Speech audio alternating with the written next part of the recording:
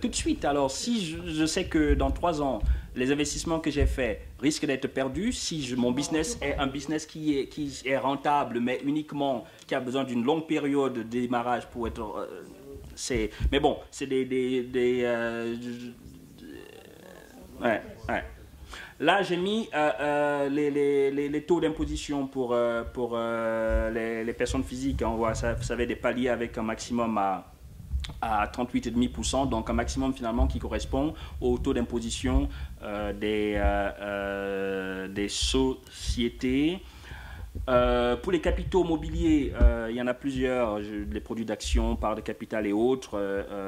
Je dis globalement dividende, mais le terme exact, ce n'est pas ça parce que ça inclut aussi autre chose. Le taux est de 16,5%. Ça veut dire que si je prends encore l'exemple de celui qui est domicilié en Suisse, qui a une société au Cameroun, la société fait un bénéfice de 100, le fisc prélève d'abord 38,5%. Sur le solde, quand la société doit verser à l'actionnaire, il y a encore 16,5% qui sont prélevés. Et puis quand ça arrive en Suisse, qu'est-ce qui se passe? Le résiduel qui arrive en Suisse, qu'est-ce qui se passe? Ça dépendra de savoir est-ce que c'est une société, est-ce que c'est une personne physique qui reçoit, est-ce que si c'est une personne physique, quel est le degré de détention, est-ce qu'il a plus que 10% ou pas? Ça dépend de ça, basiquement, le traitement. Mais on voit qu'il y a quand même plusieurs paliers d'imposition qui font que quand on reçoit finalement le solde qu'on reçoit, en fonction des appétits ou des plans qu'on avait, peut être décourageant. J'avais le slide assez complet sur le régime fiscal des produits structurants. Je ne peux malheureusement pas m'attarder dessus. Voilà les conventions fiscales que la Suisse a avec les différents pays. On voit le Canada, la France, la Tunisie. On voit que les taux d'imposition finalement sont assez proches, hein, si on voit le dividende, les intérêts et autres, ils sont assez proches du taux hors convention, hein, si j'ose dire. On a vu que c'était 16,5% pour celui qui est domicilié par exemple au Cameroun et la société lui verse un dividende, ou celui qui est domicilié en Suisse. On est hors convention. Maintenant, on voit qu'avec les conventions Canada, France, Tunisie, finalement les taux sont assez proches. C'est 15 pour le Canada, c'est 15%. Au Canada, 20% sur la société qui distribue est basée au Cameroun. Et puis bon, le reste c'est à mon avis identique finalement. C'est comme si sur ce point, la France n'avait pas la convention avec la France ne donne pas d'avantage particulier sur ce point à un pays où il n'y a pas de convention, parce qu'on sait que de toutes les façons, ce sera 16,5% de retenue à la source par la société qui distribue. Donc, pour dire que quand on négocie les conventions, il faut peut-être les rendre plus attractives, parce que on a dit au début, si on fait un investissement, soit on est dans l'humanitaire et on le fait à titre bénévole, si on veut le faire dans un but purement commercial, on aimerait avoir un retour sur investissement. Les cotisations sociales, là je vous ai mis les taux, hein, des différentes cotisations sociales au Cameroun qui sont à payer à la CNPS, et on voit pour les abréviations, on voit PBID, c'est la pension vieillesse, invalidité et décès. Les PF, c'est les prestations familiales. RPA, c'est les risques professionnels. Alors, RP, risques professionnels, on a alors plusieurs catégories de risques. A, c'est les risques minimes. B, c'est les risques moyens. Et C, c'est les risques forts. Donc, on voit finalement que pour une entreprise, les cotisations sociales seront au minimum de 12,95%. au maximum de 16,20% en fonction des risques encourus par les employés qui travaillent. Si on est dans un entreprise de bâtiment, peut-être qu'on va dire qu'il y a beaucoup de risques d'accident, le taux sera un peu plus élevé ou pas. On est donc entre disons 13 et 16% de taux, auxquels il faut rajouter les contributions au crédit foncier, les contributions au Fonds national de l'emploi, 2,5%. Quand vous cumulez ça, il faut tenir compte de ça en fait quand on planifie des activités au Cameroun. Et là aussi, la question c'est de savoir est-ce que c'est beaucoup, est-ce que c'est une trop lourde charge pour la société ou pas. On ne peut pas y répondre ici, mais c'est des questions que finalement les investisseurs se posent à un moment donné. Et là, je n'ai pas la charge, la redevance audiovisuelle, mais qui est imputée uniquement aux employés. Les taux dans différents pays, dans quelques pays africains, on les a pas tous mis, mais c'est vraiment comme ça, aléatoirement. Je remets la ligne du Cameroun au début pour des comparaisons, hein. On voit que le taux le plus bas pour les personnes morales, c'est entre le Sénégal et le Ghana, 25%. Personnes physiques, les taux varient énormément, mais on a 17% en Angola, on a 50%, on peut aller jusqu'à 50% au Sénégal. On a les taux de TVA, on a les différents taux pour l'imposition des capitaux mobiliers. Donc, qu'est-ce qui se passe? D, c'est dividendes, I, c'est intérêt, R, c'est redevance. On voit la colonne pour voir dans ces pays, quels sont ceux qui ont le plus de conventions de double imposition avec d'autres pays. On voit que l'Afrique du Sud a plus que 65 conventions de double imposition. L'Angola n'a aucune convention actuellement. Je ne sais pas comment ils font pour rendre attractifs les sorties le retour sur investissement pour des gens les investisseurs qui sont domiciliés à l'étranger. On voit que la plupart des pays en dehors de l'Angola ont des taux, ont des conventions, un nombre de conventions qui est supérieur à celui du Cameroun, 3 actuellement.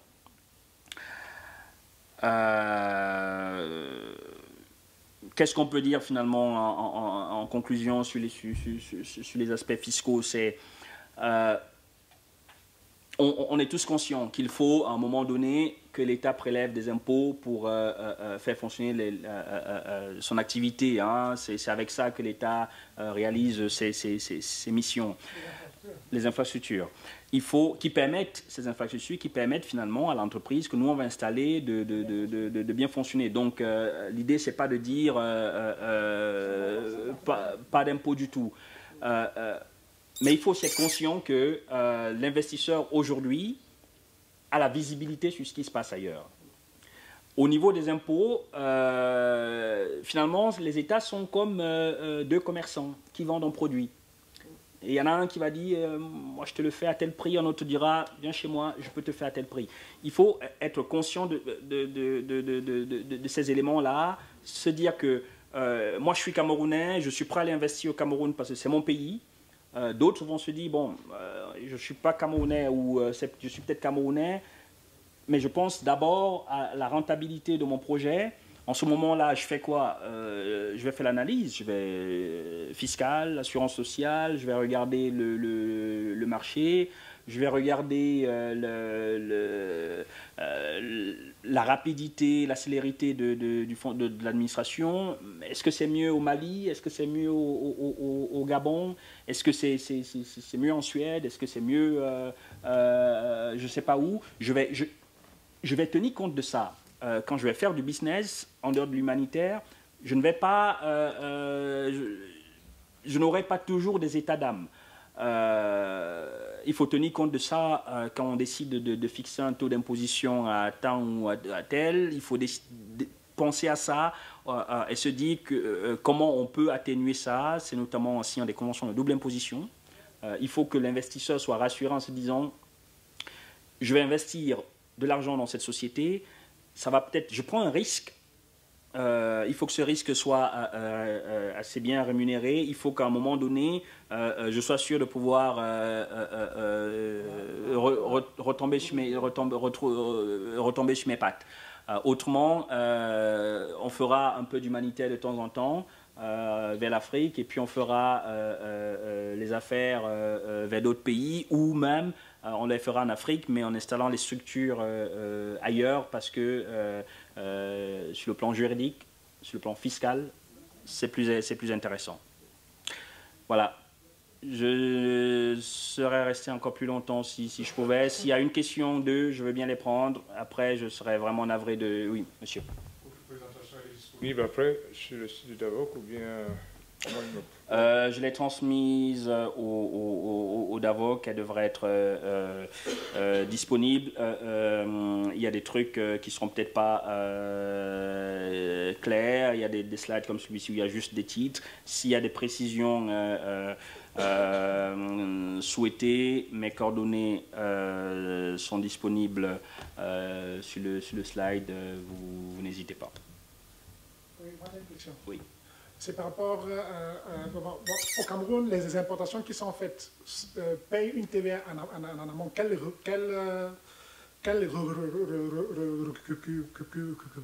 après. Oui. Et il faut, je pense, si mes souvenirs sont exacts, il faut cumuler au moins 100 millions de francs CFA pour pouvoir la récupérer. Et non seulement ça. Ici en Europe, par exemple, quand l'État vous prélève c'est-à-dire une disponibilité de caisse comme celle-là, oui. En amont, elle vous paye un intérêt sur ça. Oui. J'aimerais avoir c'est-à-dire que, comme m'élucide sur ce problème, j'ai jamais compris pourquoi est-ce que une entreprise avance des soins à l'État et doit déduire au fur et à mesure, alors que l'État, oui, parce que si elle a un stock invendu, cette TVA-là, elle n'est jamais même déduite, vous voyez.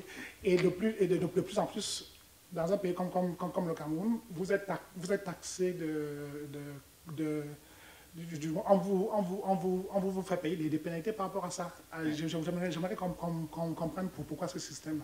Il faut, en matière de TVA, il faut comprendre un peu les principes. C'est compliqué à expliquer. Mais il faut la question qu'on doit se poser, c'est d'abord, est-ce que je suis assujetti à la TVA? Parce que pour payer ou récupérer, c'est une chose. Est-ce que je suis assujetti à la TVA? On sait que toutes les entreprises ne sont pas assujetties à la TVA au Cameroun. Il faut un chiffre d'affaires qui, de mémoire, doit être de 50 millions ou 100 millions, je ne sais plus, j'ai plus le chiffre. C'est du réel. En tout cas, oui, voilà, pour être au réel, il y a un chiffre d'affaires qui doit être de mémoire de 50 ou 100 millions de francs, je ne sais plus. 50 en avant. Ok, voilà. Donc, à partir de 50 millions de francs, on est assujetti à la TVA. Donc, il faut d'abord se poser la question de savoir est-ce que je suis assujetti ou pas. L'autre question, l'autre remarque par rapport à votre question, vous dites l'entreprise avance des sous à l'État. Oui, mais ça dit que l'importation des marchandises fait que vous êtes obligé de passer par la douane pour pouvoir mettre votre marchandise à la disposition de votre clientèle. Oui. Et l'État vous impose, au moment où vous les introduisez dans le marché, oui. de payer cette taxe, oui. Cette taxe sur la valeur ajoutée oui. de la marchandise. Oui. Et les marchandises, au moment où vous payez, oui. c'est une anticipation de l'argent que vous mettez à la disposition de l'État. Oui. Mais en fait, ça se passe pareil dans tous les pays. Hein. C'est-à-dire que si je suis en Suisse, j'importe des produits de France ou d'ailleurs, ces produits payent la TVA au moment où elles traversent la frontière. Je suis d'accord. Qu'est-ce qui se passe? Maintenant, bon, j'ai payé la TVA, j'ai mon stock de marchandises en Suisse. En Suisse, je vais remplir un décompte trimestriel en général, un décompte trimestriel pour faire la différence entre, pour dire voilà, sur ces ventes, j'ai facturé pour faire la différence finalement entre l'impôt préalable, la TVA que j'ai payé au moment du passage et l'impôt que j'ai collecté. Et c'est le solde, s'il est positif ou négatif que je reçois. techniquement, pratiquement, je ne sais pas comment ça se passe au Cameroun. J'imagine que ça doit se passer de manière identique parce que les principes de TVA sont sensiblement les mêmes dans les différents pays. Mais je regarde monsieur pour voir s'il y a une solution pratique. L'État rembourse. Non, Oui. Il faut cumuler 100 millions pour qu'on vous rembourse. C'est ça, non? Oui, mais non, les intérêts. Mais je pense qu'il y a une précision aussi à apporter, hein, il faut le savoir. Excusez-moi, je réponds immédiatement parce qu'il faut bien le savoir, vous n'êtes pas un payeur de TVA, vous êtes juste un collectionneur. Exact. C'est l'idée qu'il faut avoir en tête. La TVA, vous êtes un collectionneur parce qu'après... Je vous en prie. Moi quand j'importe, c'est une marchandise que j'amène dans un marché donné. Cette marchandise-là, n'est-ce pas, moi, importateur, donc c'est ma marchandise en ce moment-là. Je collecte au moment où je la vends. Tout à fait. Écoutez. De cette période-là, au moment où je la vends, j'ai de l'argent que j'ai mis dans les caisses de l'État. Et ensuite, que vous êtes déduisez après. C'est-à-dire que moi... Qui est déductible après? Oui, c'est déductible après. Moi, j'ai des déductibles au fur et à mesure. Mais en principe, c'est-à-dire que quand j'ai des stocks invendus, vous voyez, le même État qui me dit, si tu cumules des pertes 3 ans, tu es obligé de fermer, si, c'est-à-dire que ne me verse... Ça n'a rien à voir, il ne faut pas confondre la TVA en fait. Non, attends, je suis tout simplement en train de faire... Non, ça n'a rien à voir la TVA en fait. D'accord, mais seulement... Voilà, ça n'a rien à voir. Mais je dis donc que l'État, en principe, devrait rémunérer cet argent qu'elle reçoit par anticipation. Non, l'État ne doit pas rémunérer cet argent, comprenez, le système est très simple. Hein. En matière de TVA, il faut savoir que la TVA, c'est ce qu'on appelle, nous en France en fait, il y a ce qu'on a institué aussi quelque part, on appelle ça la TVA solidaire. Donc ça permet en fait à tout le monde, parce que dans les entreprises généralement, ou même que ce soit le particulier lambda que nous sommes, c'est pas tout le monde qui a assujetti à l'impôt en fait sur les revenus ou bien l'impôt sur la fortune. Tout simplement, ceux qui paient cette TVA, qui est en fait une base aussi de soutenance à l'économie, parce que vous savez que la consommation, c'est ça qui tient l'économie, c'est vous et moi. Quand vous allez acheter votre baguette chez le boulanger, quand vous allez acheter votre paire de chaussures chez Nike, vous avez une TVA aussi qui est collectée. Ce n'est pas que le commerçant ou bien le vendeur qui vous la vend, il ne la met pas dans la poche. Après, il la reverse à l'État. En la reversant à l'État, il en déduit en fait. Il en déduit celle qu'il a sortie de ses propres poches. Je pense d'ailleurs que c'est ce que vous faites aussi quand vous achetez vos marchandises. Vous collectionnez une TVA que vous reversez à l'État. Et dans la TVA que vous versez à l'État, vous en déduisez en fait celle que vous avez sortie aussi de vos propres poches. Et je pense que naturellement, quand vous faites vos calculs, c'est comme ça que ça se passe. Monsieur, vous n'avez pas répondu, vous n'avez absolument pas répondu à ma question. Je comprends le concept. Moi, c'est mon activité. Je suis en train de dire que, n'est-ce pas, la TVA, ça voudrait dire d'abord quoi? On explique que la TVA, c'est la taxe sur la valeur ajoutée. La valeur ajoutée, c'est le consommateur final qui la paye. Tout à fait. Moi, en amont, je suis qui? Moi, je suis celui qui amène cette marchandise-là. Donc, je suis un intermédiaire et je paye. Vous voyez? Et moi, ma question était celle-ci. Elle est toute simple. Je ne sais pas si monsieur, c'est le représentant du ministère des Finances ou bien c'est quelqu'un c'est un expert financier qui peut... Moi, ma question est toute simple. Je vous écoute. Je suis un partenaire de l'État. Je paye, c'est normal que je paye la TVA. C'est normal vous ne payez pas la TVA. Les taxes nécessaires. Vous ne la payez pas, vous collectionnez. Voilà. Vous êtes un collectionneur. À partir du moment où je prends une marchandise à l'étranger qui vient d'un pays étranger. Pardon, si je peux juste vous interrompre parce que je dois malheureusement partir. Il y a une autre précision à faire. C'est que vous ne faites pas que collecter la TVA. Parce que la marchandise que vous avez achetée à 100, à l'étranger, vous n'allez pas la vendre à 100 sur place. Donc, il y aura forcément un différentiel. Sur le principe, je serais plutôt d'accord de dire que l'État devrait vous payer un intérêt sur le montant que l'État vous doit, si un montant que l'État vous doit. Quand vous faites la différence entre la TVA collectée et celle que vous avez facturée. S'il y a une différence, en tout cas en Suisse, j'ai un intérêt qui n'est pas, c'est pas celui qui va vous rendre fortuné. Sur le principe, je suis d'accord. Je sais aussi qu'en fonction des impôts concernés, il y a des impôts en Suisse où vous n'avez pas d'intérêt. Ceux qui sont imposés à la source, ça veut dire on travaille et puis l'employeur retient l'impôt. ils savent que lorsqu'ils pensent à faire leur réclamation pour demander le remboursement du trop perçu, ils savent que parfois ça peut prendre des années pour le traitement de la demande, et le remboursement, quand il arrive, il est net d'intérêt, il n'y a pas d'intérêt. Donc finalement,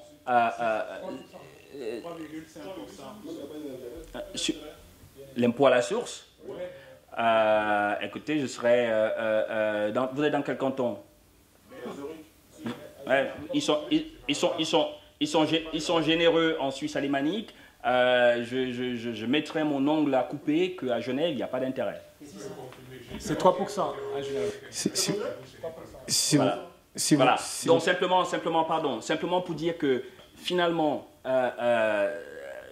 si vous êtes vous et moi on discute, je vous dois de l'argent, en principe il y aura de l'intérêt. Parfois l'État, pour des raisons qui lui sont propres, se dit si on doit mettre des intérêts à chaque fois, il faut aussi voir ce que ça fait, parce que le temps finalement, est-ce qu'il doit payer l'intérêt, parce qu'il s'est passé beaucoup de temps entre le moment où vous avez réussi, vous, à vendre vos stocks, et est-ce que c'est de leur faute si ça ne se vend pas assez vite? Est-ce que c'est des questions...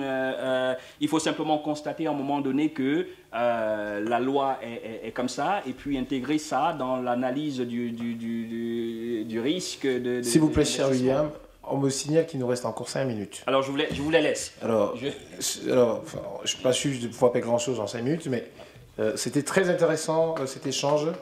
Ça mérite des applaudissements. D'autant plus que cet atelier a été amplement préparé par Maître William Baman, et donc il a bien voulu m'associer à l'animation. J'en suis sincèrement reconnaissant. Donc il nous reste encore 5 minutes. Si vous avez d'autres questions supplémentaires, vous pourriez toujours chercher à le contacter par différents autres moyens, ou alors on échangera parce que les résolutions attendent juste derrière, et donc ça presse. De toute façon, en ce qui me concerne, je n'ai pas grand-chose à vous dire. J'allais aborder, non pas la question fiscale me semble beaucoup plus pertinente quand on envisage les investissements. Moi, je devais apporter une petite touche sur l'approche institutionnelle. Je me proposerai de vous parler de l'OHADA, plutôt sur l'approche de politique d'attractivité des investissements. Voyez. Donc, je ne sais pas si en 5 minutes je pourrais dire grand-chose, mais grosso modo, c'était pour vous dire quoi? Pour vous dire que c'est une organisation internationale. Et comme toute organisation de ce type-là, ses fonctions et ses compétences dépendent de ses États membres, qui ont donc décidé par traité du 17 octobre 1993 signé à Port-Louis et révisé en 2008, d'en faire un cadre attractif d'investissement. Alors, c'est vrai que quand on lit le préambule du traité OHADA, on y perçoit leur volonté de faire de l'OHADA un cadre d'intégration économique dans la perspective de l'unité africaine. Ce type de formule peut prêter à confusion, parce que ça pourrait traduire une volonté de faire finalement l'intégration économique, chose qui rendrait l'OHADA finalement inutile, puisque on a en Afrique, à l'heure d'aujourd'hui, le plus grand nombre d'organisations d'intégration économique dans le monde. Et d'ailleurs, c'est la raison pour laquelle l'OHADA, avec aujourd'hui ses 16 États membres, fait concurrence à d'autres organisations. Par exemple, pour prendre des exemples comme ça tout simplement, il y a parmi ces 16 États membres un grand nombre d'États qui sont membres de la CEAC, de la CEMAC, de l'UEMOA, de la CEDEAO et même du COMESA, en attendant le tour de la République démocratique du Congo dont l'admission est en cours. Donc, ce qui veut dire quoi?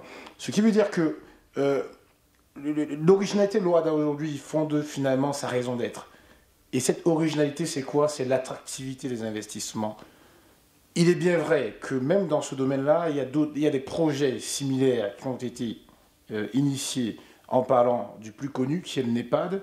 Et le NEPAD, à la différence de l'OHADA, est peut-être plus ambitieux parce que l'envergure est continentale, plus ambitieux parce que le nombre d'États est beaucoup plus volumineux, mais juridiquement moins pourvu, parce que c'est finalement un document qui fait rêver, un petit peu comme notre DGSE, voilà.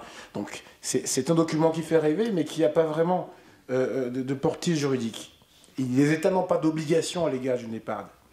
Ce n'est pas le cas de l'OHADA, c'est un traité, donc il y a des obligations qui ont été engagées. Voilà. Donc c'est la différence, c'est finalement ça qui fonde la particularité de l'OHADA. Et donc je me permettrai ici d'aborder cela en 2 points, l'attractivité à l'égard des États membres et l'attractivité à l'égard maintenant des investisseurs. Pour faire simple, premier point, à l'égard des États membres, aujourd'hui, cette attractivité se traduit d'abord sur un plan fonctionnel, puis institutionnel. Fonctionnel pourquoi? Parce que l'OHADA attire les États par ses objectifs, qui constituent essentiellement de faire de l'intégration juridique, et pas forcément économique, parce que la distinction est pertinente, parce que l'OHADA n'a pas de marché. En réalité, il y a un cadre de discrétion de droit, un droit qui est d'intégration, sans doute, mais pas forcément un marché. Ce n'est pas le cas de l'UEMOA ou de la CEMAC, eux ils ont des marchés communs. C'est d'ailleurs ce qui fait la particularité de l'OHADA. Mais c'est une intégration finalement, n'en demeure pas moins concurrente aux autres. Comme je l'ai dit tout à l'heure, il y a des États dans la CEMAC, dans la CEDEAO, etc., etc. Donc